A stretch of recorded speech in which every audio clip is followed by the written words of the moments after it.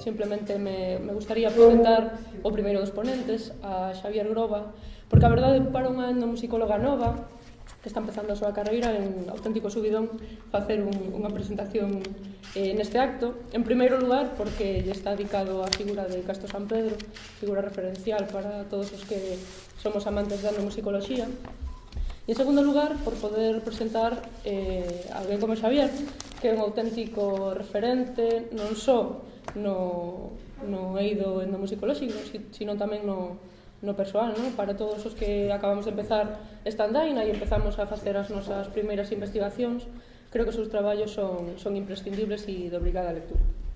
Entón, pois, bueno, queda dito que estou moi feliz de poder presentarlo e de estar aquí hoxe con vos. Xavier Groba é profesor de música no Instituto de Educación Secundaria 1 de Marzo de Baiona.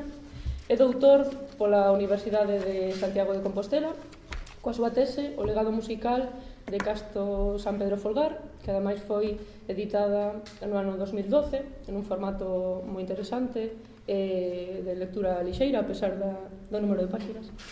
É licenciado en Musicoloxía pola Universidade de Oviedo e graduado en Magisterio pola Universidade de Vigo. Especializado na etnomusicoloxía galega e nos estudos de arqueoloxía, etnografía e historia en especial os relacionados con espeleoloxía granítica, dende o Clube Maúxo dende 1992. En canto ás súas publicacións, destacan os libros Castro Sampedro e a música do cantigueiro galego de tradición oral, e en coautoría con Óscar Ibáñez o librazo Gravacións históricas de Filgueira Valverde, Xoán Tilbe, gaitero de Campañón, e en coautoría con Sergio de la Osa, outro librazo dedicado a Gustav Henningsen, Gravacións musicais en Galiza, ambos editados en formato libro CD pola Central Folk, na colección A Chave Mestre.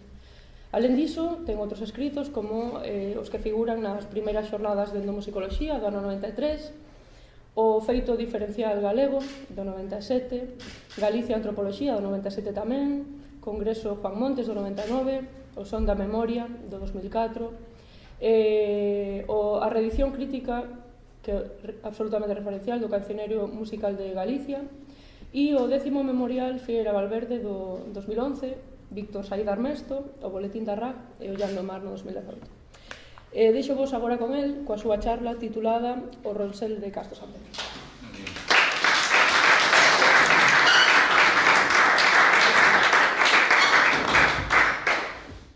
Moitas grazas. O prazer é meu, Xulia, por ver que xa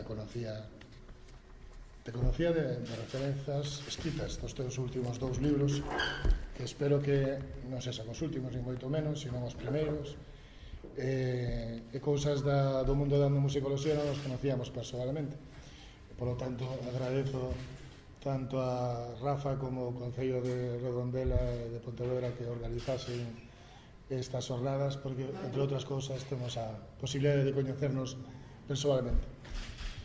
Como tendo a falar demais, como bo profe, e a miña disquisición pode coller camiños inverosímiles, o traio preparado por escrito, procurando, non vou intentarei non ler, pero sí que me vai a servir de apoio, porque non quisera deixar nada do que considero máis importante para esta primeira intervención, aínda contando con que despois haberase un turno de preguntas ou de debate, e entón aquelas cousas que vostedes estimen que merecen o maior detenimento, pois podemos tratalas, ou aquelas cousas que eu non mencione, ou que, bueno, en fin.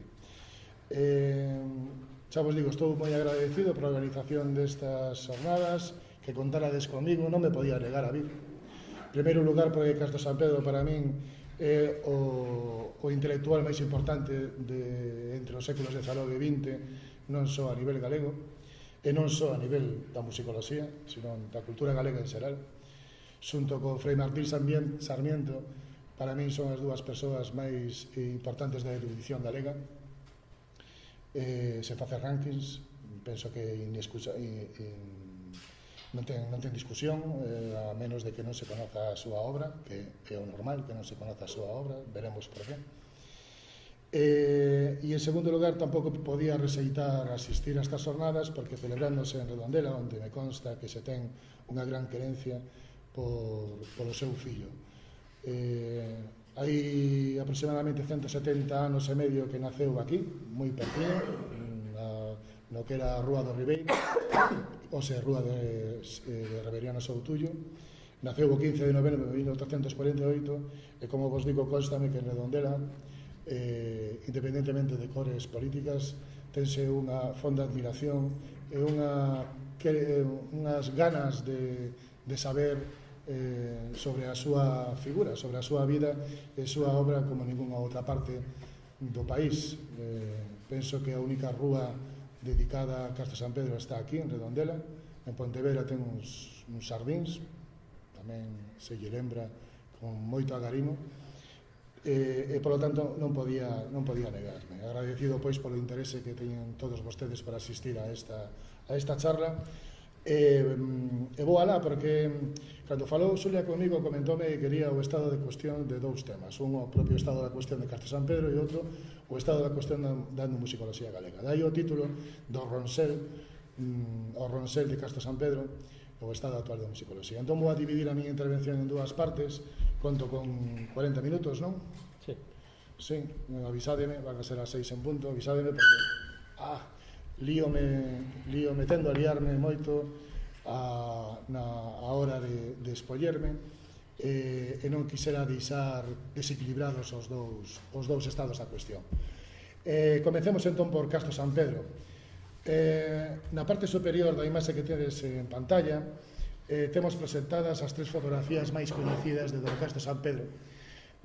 Non son as únicas, pero sí, por así decirlo, as oficiais. A esquerda temos unha fotografía feita por Francisco Azagala en 1894 no Mosteiro de Carboeiro, daquela en ruína, en Silleda, xunto con Luís Sobrino, que era o vicepresidente da Sociedade Arqueolóxica de Pontevedra, que ambos os dous dirixían.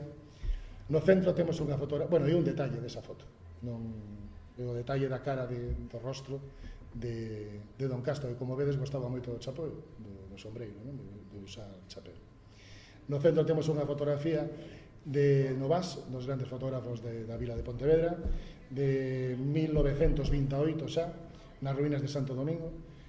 E á dereita temos unha fotografía dun anónimo, tamén debe de ser xa dos anos 30, donde non se percibe moi ben, porque tamén é unha ampliación do rostro de Castro San Pedro, pero como vedes, como vedes, agora que vos lo vou a decir, percibiré de lo millor, as 3 fotografías agás ao do medio son fotos roubadas.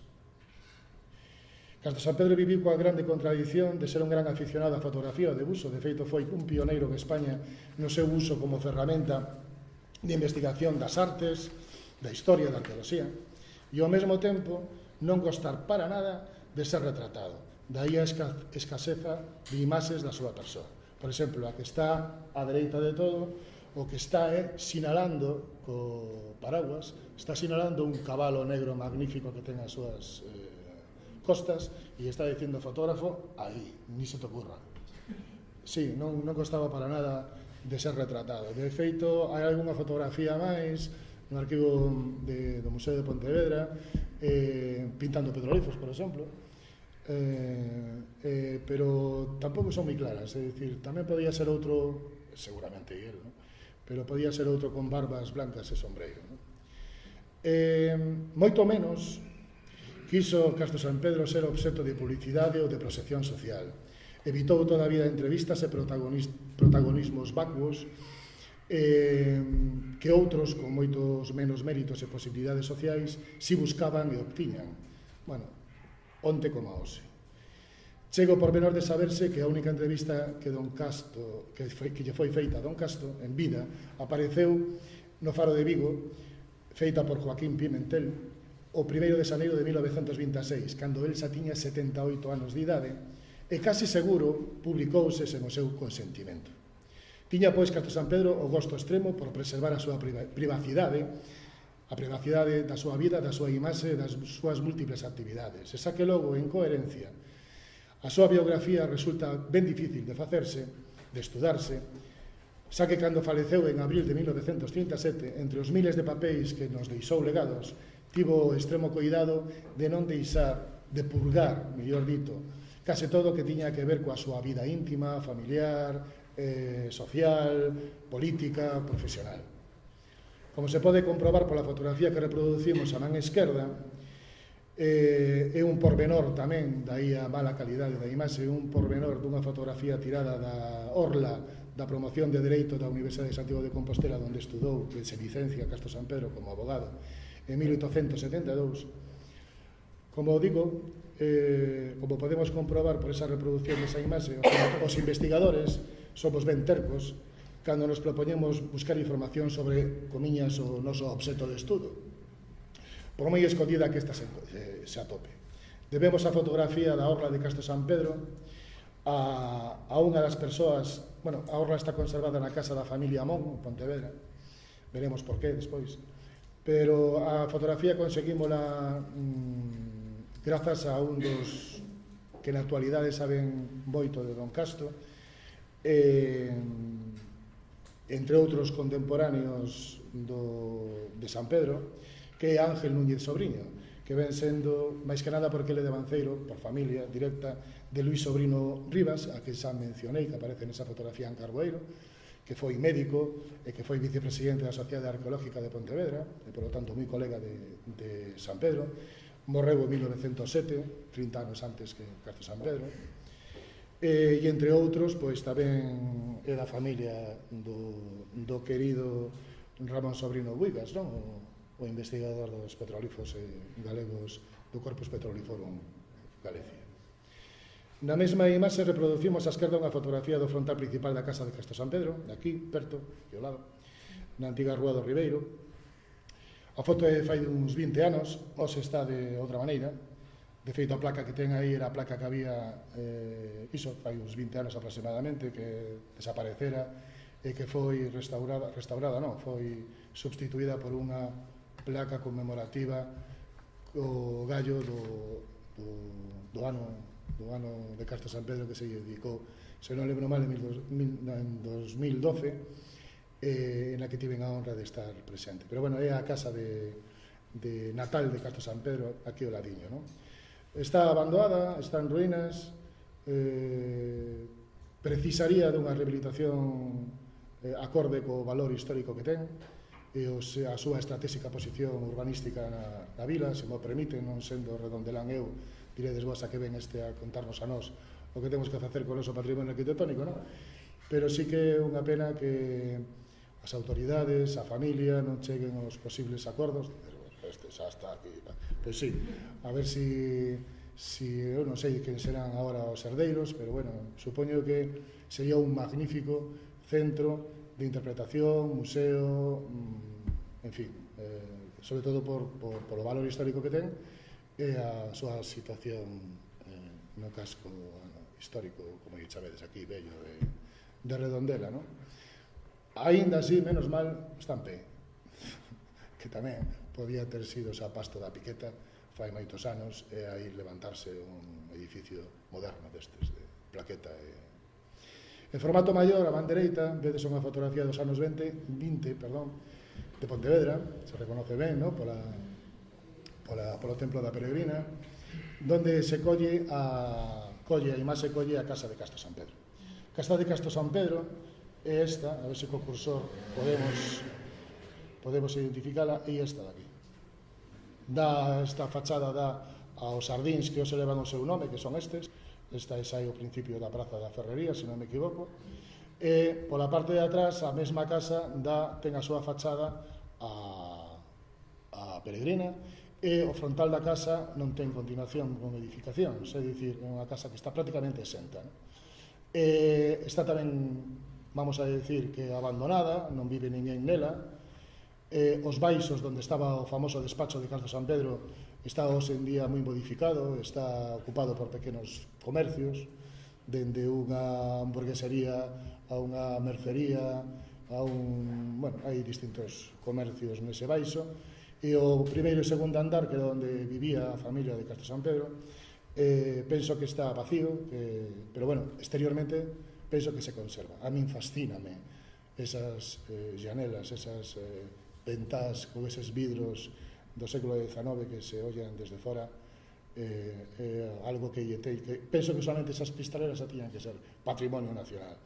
Moito máis a casa. Bueno, pois aínda está en peor estado memorial, porque non hai ningunha placa en ese edificio que recorde que aí viviu Don Casto e que tiña o seu aberto, o seu afamado despacho de abogado. Esta casa, por que foi a vivir a Pontevedra? Hai dúas razóns fundamentais. Cando se licencia en abogado, ven para Redondela, coa idea de traballar aquí de abogado.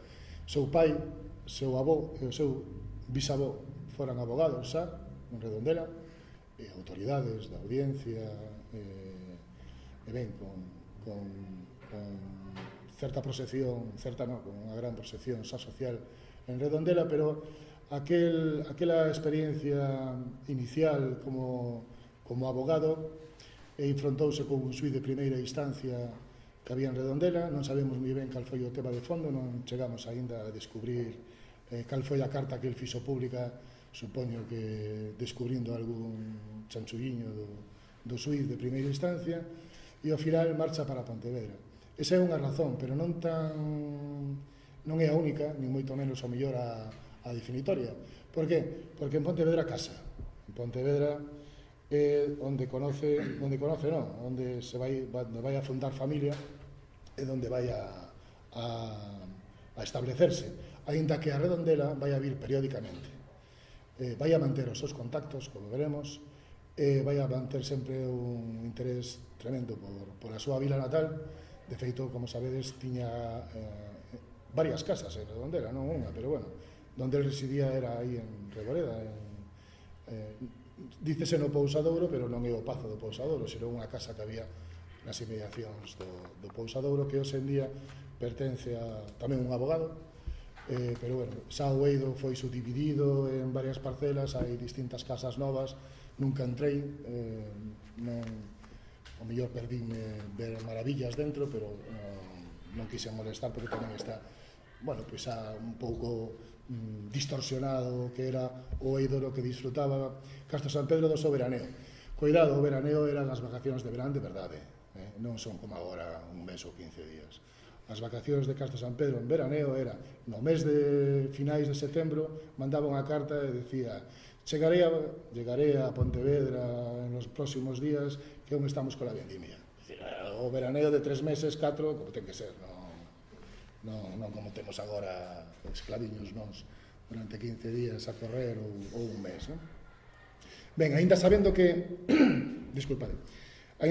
de vivir Don Casto lle desagradaría profundamente, pois imos a lembrar algúns datos biográficos do que hoxe temos máis certeza. Da súa vida privada, como vos digo, casou con Josefa Mon Landa, unha das familias máis poderosas non só de Pontevedra, senón de España, vinculada cos Menéndez de Asturias, el zar de Asturias se chamaban, o seu, non era cuñado, non era o sogro, pero era o pai do sogro.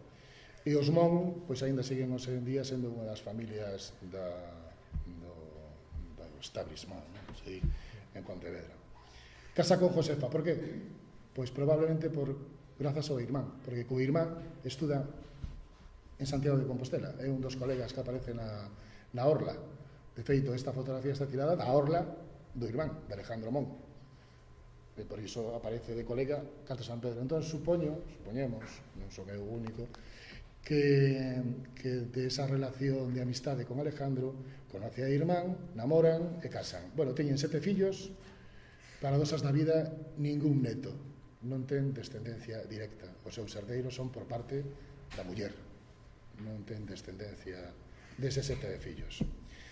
E xa vos digo, o vínculo con Redondela a nivel privado, a súa vida privada é fortísima, sobre todo con Francisco Crespo Rivas, un gran amigo del, impresor, se non lembro mal, e moi vencellado tamén coa vida cultural da Redondela dos anos principios do século XX. Da súa exitosa vida profesional como abogado tamén sabemos que estaba especializado en finanzas, manexaba cartos. Non só da súa familia, da familia Mon, que se achegaría, senón tamén pois da oligarquía a que pertencía, os Riestra, os Montero Ríos, os negocios dos tranvías en Pontevedra, o de tranvía de Pontevedra a Marín, a compañía do tren, que era fundamental, un dos mellores negocios que había en ese momento en Galicia, entre Compostela e Pontevedra, e abogado do Banco de España. O Banco de España tiña unha sede aberta en Pontevedra e tamén era abogado do Banco de España. Do seu perfil ideolóxico, pois era católico e conservador, e o seu activismo político estivo vinculado probablemente co seu cuñado Alejandro Mon, que chegou a ser alcalde de Pontevedra. Non hai que confundir a este Alejandro Mon co seguinte Alejandro Mon, que tamén foi alcalde de Pontevedra, que era fillo deste, e que xa foi en tempos... Este Alejandro Mon eran do Partido Conservador, pero dunha pola, dunha tendencia que no seu momento se coñeceu como corte silvelista, porque estaban liderados desde Madrid por Francisco Silvela, que morreu en 1905 e que propuña unha política conservadora, evidentemente, pero regeneracionista. Criticaba moitísimo aquel bipartidismo cómplice entre conservadores e liberais que se compartían o poder durante a restauración isabelina e alfonsí. Temos un dato concreto que en 1883 Castro Sampedro figura como secretario do Partido Conservador de Pontevedra. Logo foi escollido, entre comillas, ainda que a primeira vez que sale escollido foi toda unha sorpresa para todo o mundo porque quitoulle o posto a quen lle correspondía por turno, partidista, e se montou un pequeno lío, a ver quen é este que nos ven a fastidiar aquí, me tocaba a mí, San Pedro. Bueno, é escollido como diputado provincial en varias ocasións entre 1903 e 1919 e mesmo chegou a ser nomeado polas circunstancias presidente interino da Diputación de Pontevedra entre febreiro e abril de 1930. Foi o penúltimo presidente da Diputación de Pontevedra antes da proclamación da República. Do seu activismo cultural, pois moito máis que dicir. Foi un membro destacadísimo da intelectualidade pontevedresa, estamos falando da época en donde pola súa casa iban a estudar e a aprender desde Valle Inclán a Víctor Saiz Armesto, por exemplo. Era un dos tertulianos, diríamos, ¿no? Dos faladoiros máis representativos daquela Pontevedra da Boa Vila, chea de faladoiros, de cultura, de interese pola música, polas artes, polos libros, pola literatura. Chegou a ser o nomeado cronista oficial da provincia de Pontevedra en 1900, presidente da Comisión Provincial de Monumentos e moito máis que irá saindo na conversación. Adiantemos xa que cando morre Castro Sampedro en 1937 con case 89 anos de idade, deixa publicadas soamente, entre comillas, 3.000 páxinas. Moi poucas páxinas para o que debería ter sido a vida contada a súa longa vida. E moito menos, moito máis, realmente o que quero decir, esta produción de 3.000 páxinas é pouca, sabéndose o gran dominio, a súa sabiduría, a súa erudición sobre múltiples saberes, arqueoloxía, etnografía, historia, arte e as disciplinas auxiliares como a poligrafía, diplomática, numismática, heráldica ou a transcripción musical. Esta teima súa de non publicar úneselle que cando finalmente se decidía a facelo, o facía con un sis, non poñía Castro Sampedro e Folgar, non, as aras votivas, non sei que, firmado sis, non? Ou ben, de forma anónima, totalmente, ou ben, coas siglas SAP, é dicir, Sociedade Arqueolóxica de Pontevedra, a benemérita sociedade que axudara a fundar en 1892 e que presidiu hasta a súa morte. Inda sen publicar coa intensidade que lle reclamaban os seus coetáneos, que sempre estaba dicindo, pero publique máis, don Castro. En vida acadou xa grande renome. E por iso enténdese que a hora de formalizar a benemérita, volvo a repetirme, pero é unha palabra que penso que é moi a caída non solamente para Castro Sampedro. Cando viu a benemérita idea de crear a Academia Galega, foi escollido Castro Sampedro como académico fundador. E posteriormente, cando xa tiña 80 anos de idade, foi escollido como director do Museo de Pontevedra. con 80 anos. Non quero facer paralelismos coa situación actual, onde aos 65 se subirá xente, pero como xa fixen, tamén nos sirve un pouco para contrastar, non? Como nos anos 30 a xente con 80 anos se lle regalaba a posibilidade de aplicar a súa sabiduría, a súa paciencia, a súa experiencia, con 80 anos. Bueno, para el, según contan as crónicas, foi un renacer, un reverdecer, e aplicouse durante 9 anos, os seus derradeiros 9 anos de vida, con anovados folgos, valga o adxetivo para o seu apelido. Morto San Pedro, foi Filgueira Valverde, privilexiado discípulo de Don Castro, quen continuou os seus traballos. Os traballos de Castro San Pedro casi todos os deixou inconclusos.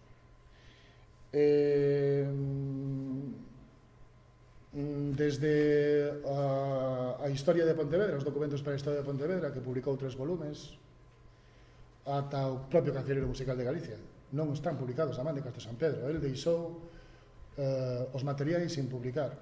Era unha persoa obsesionada coa perfección, era unha persoa que pensaba que os distintos temas que tiña abertos, estaban abertos, non estaban fechados, non se podía sentar cátedra, porque podían aparecer novos datos, podía aparecer nova información.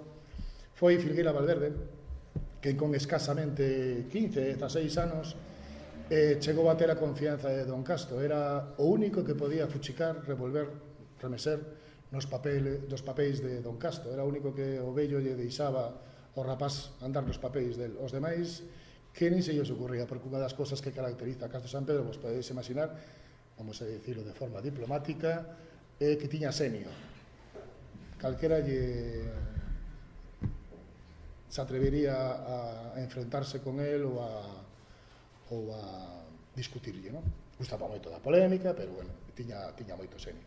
Bueno, pois Filgueira Valverde, Xosé Filgueira Valverde, foi durante moitos anos o seu maior valedor. Unha vez morto Don Castro, no ano 37, fíxose cargo do Museo de Pontevedra, do que xa era secretario Filgueira, pasou a ser director, hai un impás dun ano ou dous, con un director provisional, pero desde o Museo de Pontevedra Filgueira fixo todo o posible por recuperar a figura de Castro San Pedro e a obra de Castro San Pedro. Publicou, por exemplo, a historia do gremio de mareantes de Pontevedra, Filgueira, pero fundamentalmente o que fixo foi, coa súa grande erudición tamén, se teramos que meter un terceiro erudito galego da historia entre Fran Martín Sarmiento e Castro San Pedro, un terceiro candidato podería ser, hai outros, non? Pero podería ser Filgueira Valverde. Ese gremio de mareantes, a historia de Pontevedra e sobre todo o Cancioneiro Musical de Galicia. O Cancioneiro Musical de Galicia el o deixou con distintas copias, con distintas partituras, copias de copias, variantes, versións, pero non había un texto que publicar. Francisco Javier Sánchez Cantón, tamén un personaxe moi interesante do século XX, dixo a Filgueira, ti te vas a encargar ti de facelo. Precisamente a música, en concreto o Cancioneiro Musical de Galicia reunido por Castro San Pedro, aparte do legado que mellor está estudada nestes momentos, que polas súas sucesivas reedicións, non estou poñendo as imaxes, porque toca agora, as sucesivas reedicións deste cancioneiro foron marcando o estado da cuestión de San Pedro. Tedes aquí a man esquerda a reedición do ano 82 pola Fundación Barrié de la Maza, en 2 volumes. Perdón, a edición original é do ano 42 en 2 volumes. E a reedición do 82 pola Fundación Barrié, o que fixeron foi xuntalas nun só volumen. A primeira edición foi editada grazas á aportación das 4 diputacións de Galicia e estamos falando do ano da fame de 1942, é dicir, estamos falando dunha xoia bibliográfica con moi poucos exemplares, con unha calidade de papel ínfima e que tivo moi pouca distribución. Filgueira non solamente decide que publica, que cortou polo sano e colleu o último que lle pareceu a él o último borrador pasado a limpo do cancioneiro que Castro San Pedro e Víctor Saiz presentaran en 1910 en Madrid na Academia de San Fernando, na Academia de Bellas Artes. Había un concurso nacional que gana, ¿no? San Pedro e Víctor Saiz, colle esa última modificación, a publica sen meterse nos miles de orixinais que hai no Museo de Pontevedra con partituras, sen moito aparato crítico, pero ten unha virtude e é que lle engade un texto introductorio que pasa a historia da música. O texto introductorio de Filgueira Valverde, en palabras de Luis Costa Vázquez Mariño, un dos musicólogos máis sólidos que temos en estes momentos no país, me dá igual que estén pensando en Galicia que en España. Como direi despois, o estado de musicología galega, en fin, deixo a miña conclusión para o final, pero penso que nunca mellor estivemos. Por suposto, contamos con que dentro de 5 ou 10 anos estemos mellor, porque hai moitas cousas que mellorar, sabemos que hai xente detrás que está pusando fortemente, facendo traballos de investigación moi sólidos, e que dentro de 10 anos aínda sexa máis florida a investigación galega. Pero, bueno, Luis Costa, penso que os que conocedes non estou exagerando, pois é un dos etnomusicólogos máis sólidos que hai en estes momentos en Occidente. Volvendo ao fío, que sabe, despisteis, non sei por onde vou, o cancioneiro musical de Galicia pois convertiuse nunha referencia na Biblia do folclore galego polos seus 509 temas musicais que incluye cantigueiro, música instrumental, para gaita, para zanfona, de todo, incluso repertorio histórico, pero tamén polo texto de Filgueira. Filgueira era un erudito, era unha persoa sabia, unha persoa que tiña ademais a súa disposición a biblioteca e o arquivo do Museo de Pontevedra, e o texto introductorio que fai o Cancioneiro Musical de Galicia se convirte, como decía Luis Costa, no grande relato da música galega, con enorme repercusión e influencia ata agora. Aínda non hai un escrito sobre a historia da música de Galiza que rebata as ideas defendidas por Filgueira ou o seu relato, o seu discurso. Hai aspectos os que se mellorou, pero en conxunto sigue sendo o grande relato da nosa historia da música. As reedicións levadas adiante pola propia Fundación Barrié favoreceron o coñecemento do Cancioneiro Musical de Galicia. A súa reedición en 1972, facsímil daquela, en un só volumen e con mellor calidade de papel, mellor encadernada, maior distribución, tivo un gran espallamento e, sobre todo, unha gran influenza en todo o que foi o boom da música folk nos anos 80. Empezando por Milladoiro, que ao principio non recoñecía de onde sacaba os temas, por aquel medo de vello gaiteiro a que non me miren os dedos, estou aí, pois tampouco puña música tradicional, pero non decía música tradicional de Castro San Pedro. Non fora a ser que outros músicos folcos do momento descubriran os cancioneiros galegos. Pero non somente Milladoiro, é dicir, moitos dos éxitos de Milladoiro son tirados das páxinas do Cancioneiro Musical de Galicia, pero outros moitísimos grupos músicos, os incipientes musicólogos que estábamos naquela, coñecemos o Cancioneiro Musical de Galicia gracias a esa reedición da Fundación Barrié de la Maza do ano 1982.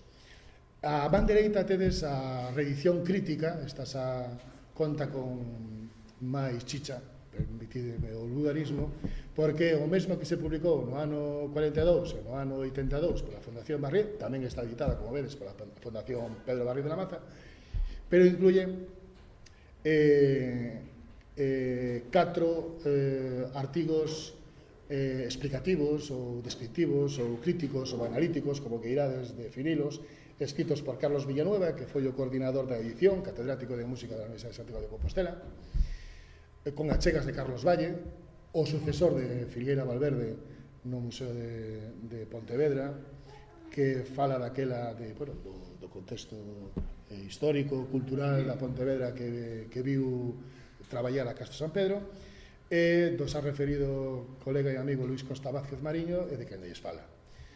A miña participación nesa reedición miña dada porque daquela eu estaba facendo a miña investigación para a miña tese de doutoramento no Museo de Pontevedra. E aí adiantaba parte sustancial dos temas que se publicaron no Cancioneiro Musical de Galicia. Daqueles 509 temas que publica o Consello Musical de Galicia hai dúas partes ben diferenciadas, non? Unha dela é o Cantigueiro. Non sei agora de memoria cantos eran, pero eran uns 250 temas, vamos a poñer, 240 tantos, penso que a data máis achegada, de música cantada, é o que é o Cantigueiro. E demais eran tocatas, música instrumental. Ben, o meu traballo de investigación para a miña tese de doutoramento que defendí no ano 2011 en Santiago de Compostela, como recordou Xulia, fago unha edición crítica de todo o que atopei do Cantigueiro no Cancioneiro do Castro San Pedro, que pasaron de ser eses 200 e tal a 720. Filgueira deixara atrás, Filgueira non era músico nin musicólogo, e entón o que colleu foi o último pliego que mirou pasado a limpo, pero non contrastou cos miles, pois son miles de papelitos pautados e sin pautar, con música escrita, que se conservan no Museo de Pontevedra. Bueno, logo de defendida a miña tese na Universidade de Santiago, tiven a gran sorte, orgullo, satisfacción, en serio, de atopar unha iniciativa que me sorprendeu, porque está aquí presente o alcalde que daquela dirixía o Concello de Redondela, sigue Xose, non? Teño días. Bueno, pois mira, volvemos a coincidir, e ademais non contaba contigo e iba a decir igual. O Concello de Redondela ofreceume a publicación íntegra da miña tese de doutoramento. Eu lembro aquela reunión onde me acompañaba tamén o etnomusicólogo, colega e amigo Julio Alonso, que lle dixen, home, pero dame unhas semanas, reducimos isto, fago unha versión libro e tal. No, la queremos entera, flipei. Pero se isto son dous tochos. Para min, non o digo con ningún tipo de ironía, nin de sarcasmo. Foi algo, un premio. Como se che dan un premio. Non é habitual que as teses de doutoramento se publiquen. Aí está publicada en 2 tomos polo Concello de Redondela ao ano seguinte mesmo da publicación da defensa da miña tese de doutoramento. Evidentemente, que este mal que o diga o propio autor, a miña tese de doutoramento o que fai é establecer un novo estado da cuestión. O que fago eu é revisar, penso que todo o que había escrito por Castro San Pedro e sobre Castro San Pedro, a nivel musical sobre todo, pero tamén nos outros aspectos da súa poliédrica vida de investigador, da súa vida intelectual, e establecer, por así decir, un novo estado da cuestión. Ese novo estado da cuestión durou pouco. Por qué? Porque ese mismo ano 2012, xa no 2011, en outubro de 2011, se organizan en Pontevedra, no museo, pola Cátedra Filgueira Valverde, na Universidade de Vigo, se organizan unhas jornadas das que tedes aí a portada do libro, e que nelas escriben, por exemplo, Carlos Valle, escribe Xosé Armas Castro sobre a vida cotidiana de Pontevedra, seguindo os documentos reunidos por Castro San Pedro, Xosé Fuentes Allende, que escribe sobre Castro San Pedro e a antropoloxía, tamén quen lles fala, sobre a música na vida e a obra de Castro San Pedro.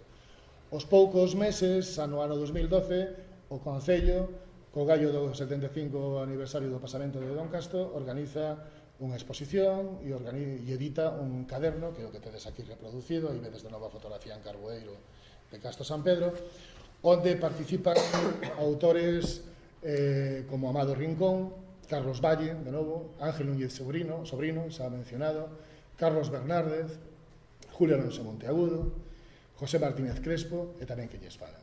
Polo tanto, temos de novo, senón un novo estado da cuestión, si unha ampliación dese estado da cuestión de Castro San Pedro. Xa que logo temos sido bastantes os autores que nos temos achegado do legado intelectual de Don Castro. En destaque, José Filgueira Valverde, volvo a repetirme, e Carlos Valle Pérez, os dous sucesores de Don Castro no Museo de Pontevedra. Tamén investigadores tan variados como foron Antonio Blanco Porto, Isidoro Millán, Juan Novás, Prudencio Landín, Alfredo García Alén, José María Álvarez Blázquez, Luis Rodríguez Seoane, José Santiago Crespo Pozo, Carlos Martínez Amil, Francisco Javier Sánchez Cantón, e máis recentemente, e vivos, e que poden aínda, conto, polo menos, con que moitos deles acheguen máis documentación e máis... queda moito por facer de Don Castro. Xosé Fuentes Alén, María Xesús Fortes Alende, Xosé Fuentes Alende, do Museo de Pontevedra, María Jesús Fortes Alén, tamén do Museo de Pontevedra, que foi o inventario da colección San Pedro, Ana Barbazán, tamén do Museo de Pontevedra, María Jesús Viramontes Castro, Andrés de la Peña Santos, Fernando Pereira González, Rafael Rodríguez Martínez, Ana Belén Requejo, Pablo Taboada, Varela de Vega, Núñez Sobrino, Villanueva Belairas, Carlos, o catedrático de musicología, Miguel Pérez Lorenzo, Luis Costa Vázquez Mariño, Julio Alonso Monteagudo, Amado Rincón, Carlos Fernández, é dicir, somos bastantes os investigadores que temos reparado en Castro San Pedro. Por rematar, fican abertas cuestións pendentes. Sí, a nivel biográfico, está aquí Julio presente, Julio Alonso Monteagudo, do que reto públicamente a que publique as novedades que ten sobre a vida de Don Castro. Julio, gracias. No, gracias por compartir conmigo as súas novidades, pero corresponde a ti. Eu boto unha man, pequeniña. Hai detalles familiares moi interesantes que non vou a calar porque son inéditos e Julio tamén necesita que o chamedes as próximas jornadas. Xa, o ano. A nivel bibliográfico, pois tamén, porque como tiña o costume de non asinar, ou asinar con un SIS, ou... Pois a mellor tamén atopamos cousas por aí. Bueno, sería maravilloso que aparecera o cuarto volume dos documentos de Pontevedra, para a historia de Pontevedra. Un documento que se dá por perdido, que parece ser que xa estaba preparado. Bueno, hai páxinas, hai os tochos desa documentación para a historia de Pontevedra. O primeiro e o segundo, creo lembrar, son un pouco ardos porque é documentación. Pero penso que o terceiro é unha maravilla.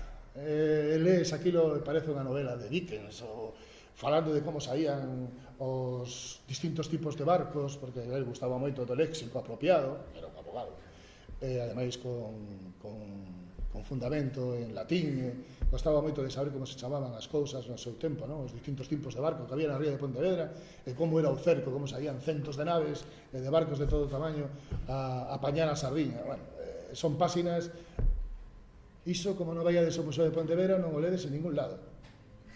En ningún lado, en internet tampouco. Esa é unha das grandes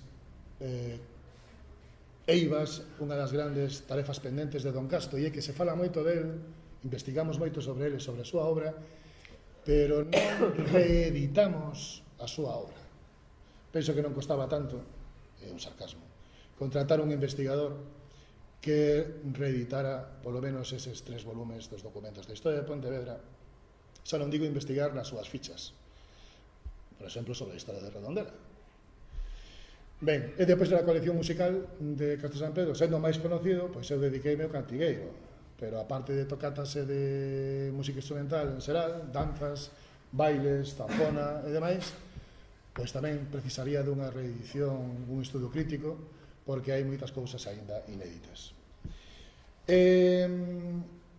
Superado...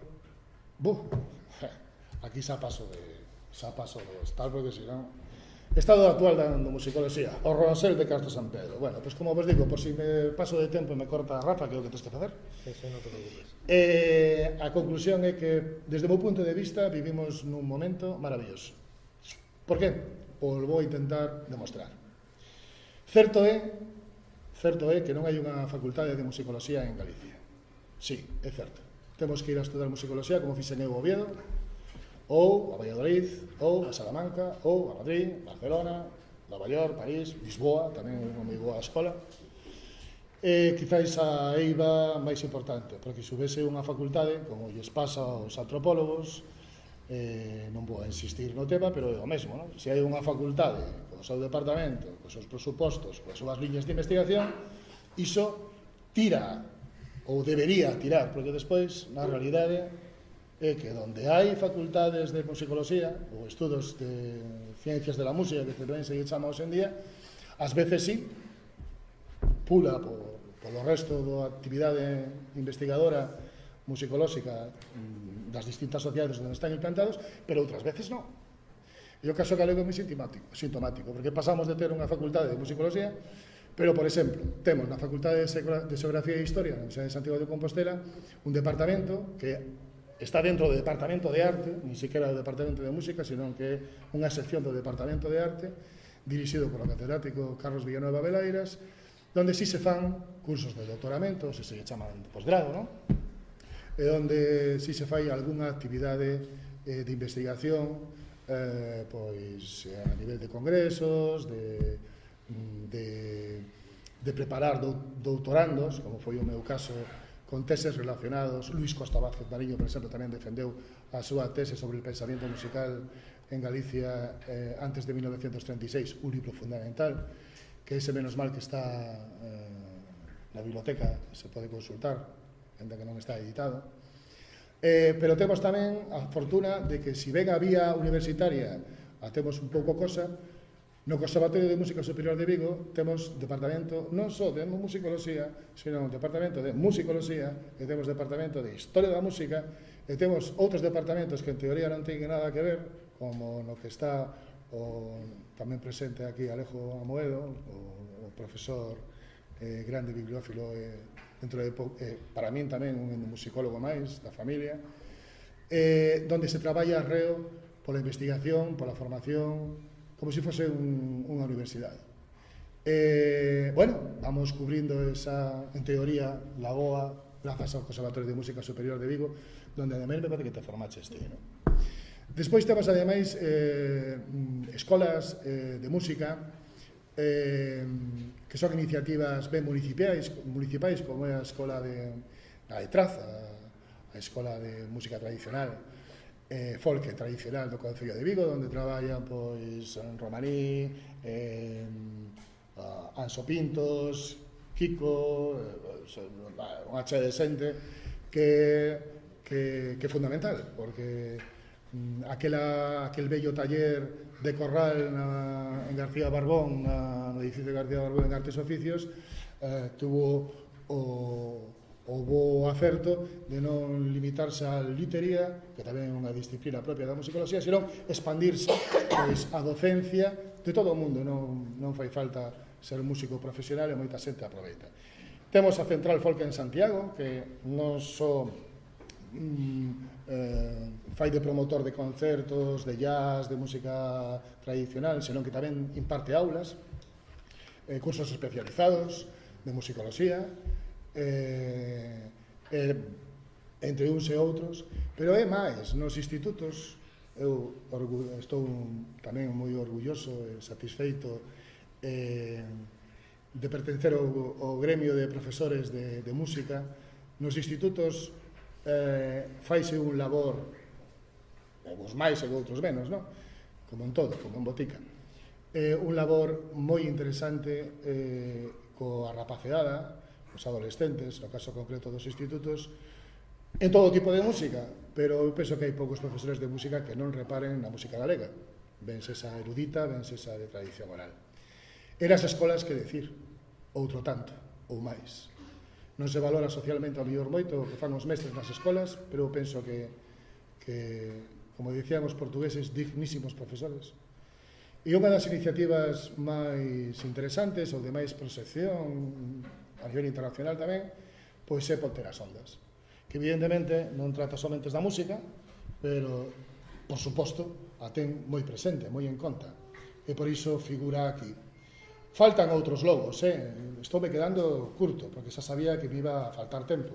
Podíamos falar tamén do traballo que se fai na Facultade de Ciencias de la Educación e do Deporte en Pontevedra, tamén en Ourense, o antigo Magisterio, onde tamén se forman xente tendo en conta o patrimonio da nosa música. Pero moito máis importante que a docencia institucionalizada é o movimento asociativo, fundamental.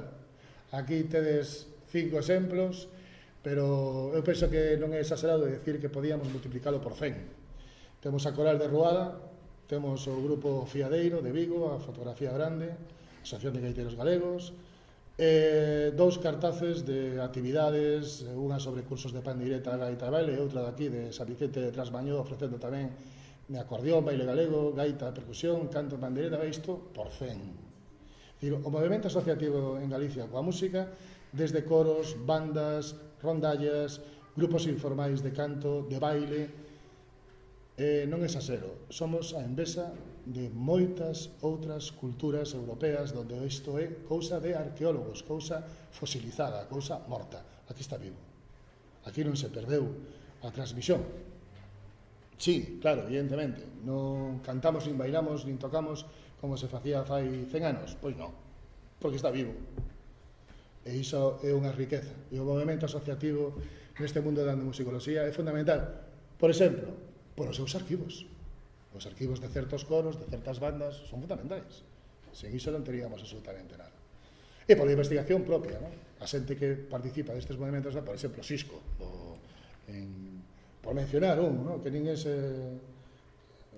poño exemplos, pero Guillerme mesmo.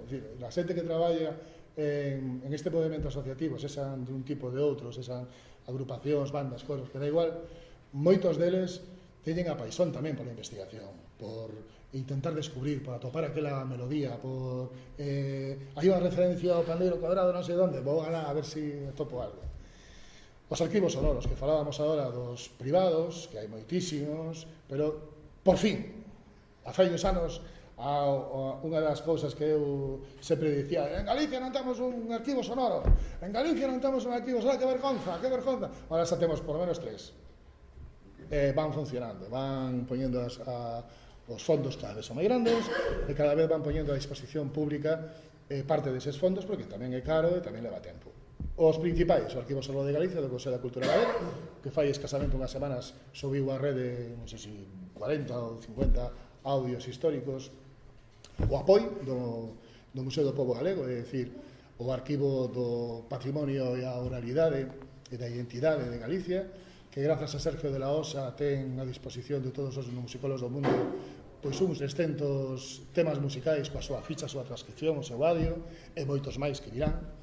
No Museo de Pontevedra e no Servicio de Patrimonio Documental e Bibliográfico de Deputación de Pontevedra temos dúas institucións fundamentais. O Museo de Pontevedra non me vou a deter con el, pero é un dos mellores museos do país, está recoñecido, non? Ademais, a repercusión social que ten o Museo de Pontevedra na propia vila de Pontevedra, non? Con distintos edificios, e o Servicio de Patrimonio Documental e Bibliográfico ten un fondo sonoro tamén moi interesante, pero está o Museo Arqueolóxico de Ribadavia, o está o Arquivo Musical de Rianxo, está o Fondo de Música Tradicional do Instituto de Música de Fontanal,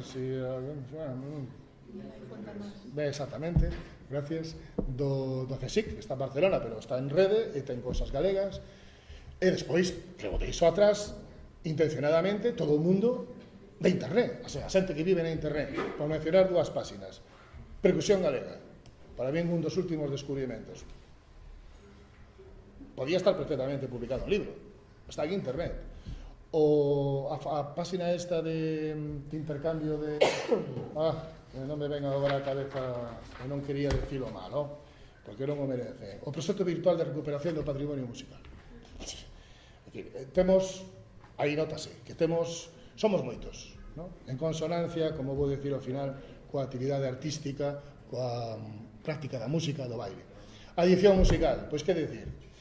A Fundación Barrié tivo mellores tempos, a veces que estaba vinculada ao Banco Pastor, tivo mellores tempos que os actuais, pero foi fundamental. Publicou o Vocación do Castro San Pedro, reeditou o Vocación do Castro San Pedro, publicou o Calcereiro de Torner e de Baligay, fixo congresos, editou o libro de Víctor Saiz, é dicir, Cumio, ten unha súa serie de libros de música. A editorial Canela, que dirixe Pablo Quintana, estás empezando a sacar libros maravillosos, non somente de música, pero tamén de música. Irindo tamén tuvo os seus discos, a súa produción. Dos Acordes, que é unha editorial especificamente musical, dirixida por un dos colegas de Julio Alonso no Conservatorio Superior de Música, que é Javier Jurado. Se quixera que en moitos países ter unha deste. Fixadevos, lín outro día un libro de Extremadura onde a catedrática de música do Conservatorio creo que de Cáceres decía algo así como: agradecemos mucho a los editores porque claro, en estos tiempos donde los etnomusicólogos non tenemos donde publicar, home, nos, por iso comparado sobre todo o que pasaba fai uns anos donde non había isto. E despois, o para min o proxecto máis interesante en estes momentos, que é o da Central Folk, que antes mencionada, que non solamente dá aulas e promociona concertos, senón que ten a súa liña editorial. E en escasos anos ten publicado todos estes volumes. Libro disco, perfectamente non, con unha calidade de edición altísima, a toda cor, tapadura, un precio máis que asequible, 20 míseros euros por un libro CD, libro con partituras, libro con texto máis ou menos explicativo, analítico, erudito, entrevista, é dicir, e isto é o principio. O ano que ven, o último, de Sindo Dolelas, o presentan este domingo. Os demais están no mercado, o Dolelas tamén, me parece, e eu penso que, xa, como me volvedes invitar dentro de un par de anos, a ver como fago para checar todo isto, porque este debe que ser menos. E é un exemplo do que se está facendo. Se xora facemos Irindo ou Cumio ou a Fundación, pois teríamos vaya que o que se interese pola música galega xa pode ir aforrando uns cartiños para comprar discos e libros. Non é que rematáramos, é que me acaba de fastidiar unha imaxe. Aquí tiña un listado de 60 persoas. Pois leo, se me permite, Rafa. Vaya. Creo que son 60. A ver, isto de investigadores activos con achegas etnomusicais galegas, período de 1964 a 2019, tamén é un pouco polémica. É dicir, eu sei que son toallos con bugallos, no sentido de que non todo o mundo que menciona aquí se considera nin musicólogo nin musicólogo, pero eu sí considero as súas achegas. Teño esa percepción, non busco unha definición, sabes, académica, escolástica, do que é etnomusicoloxía. Aquí é benvida aquela persoa que aínda que achega algo á investigación da música. E sei que me deixo a metade de nomes atrás. Pero bueno, por mencionar algúns: Pichabo Abogado, Julio Carlos Alonso Monteagudo, Alejo Amoedo, Iván Area, Carracedo, Javier Ares Espiño, Miriam Barreiros, Javier Blanco, Ángeles Bouzó, José Luis Calle, Javier Campos, Beatriz Cancela, José Cantal, Montserrat Capelán, Pablo Carpintero, Castro Vicente, José Birmán Félix, Castro Vicente, Norberto Pablo Cirio, Antón Cortiza, Sergio Cobos, Iván Costa, Luis Costa Vázquez Mariño, Gerardo das Aires, Jaime Estevez, Juanjo Fernández, Gerardo Fernández Santomé, Xosé Luis Foso, Javier Feijó Xisco, Xulia Feijó, Francisco Javier Carballo, Xulio García Bilbao, Carolina Hernández Abad, Óscar Ibáñez, Baldomero Iglesias, Guillermo Ignacio, Javier Jurado, Asterio Aleiva, Lorena López Cobas, Carmen Malde, Joan Marín Martínez, Carlos Núñez, Moncho Dorzán, Sergio de la Osa, Pedro Pascual, Manuel Paz Castro, Mercedes Peón, Quique Peón, Miguel Pérez Lorenzo, Luciano Pérez, Luis Prego, José Luis do Picorsais, Ramón Piñeiro Almuíña, Santiago Prado Conde, Pablo Quintana, Rafael Quintía, Isabel Rey San Martín, Carlos Rey, Manuel Rico, José Luis Rivas, Alba María Rodríguez, Antón Seoane, Dorote Súbar, Surso Souto, Pepe Temprano, María Vidal, Carlos Villanueva, Olimpio Siláldez. Podo vos asegurar que me deixo atrás máis da metade. Isto son as persoas que moitos, non hai nadie. A ver, moitos somos profesores, traballamos na docencia, institucional ou non, pero que traballen na investigación, ningún. A investigación neste país non se paga. Por rematar, entón, concluindo, pois a diferencia de outros lugares do Occidente e en consonancia coa vitalidade artística e a práctica musical que temos no país, a etnomusicoloxía galega, do meu punto de vista, goza dun descomunal, que era unha palabra que gostaba moito Castro San Pedro, descomunal e relevante dinamismo, a nivel de investigación, de recopilación musical, de transcripción, no eido editorial, divulgativo e docente, con achegas mesmo de indudable valor, mesmo no panorama internacional. E fica pendente, pois, mimalo, cuidalo, potencialo. Penso nas autoridades da Xunta de Galicia, penso na Radio Gaita, Radio Televisión Galega, que en vez de promocionar a los grupitos norteamericanos que vienen por aquí de gira, debían de promocionar un poquillo máis a música galega. Sí, xa sei, está Jalloso, está el Luar, pero non. Somos unha potencia internacional, e como ben decía Quintía,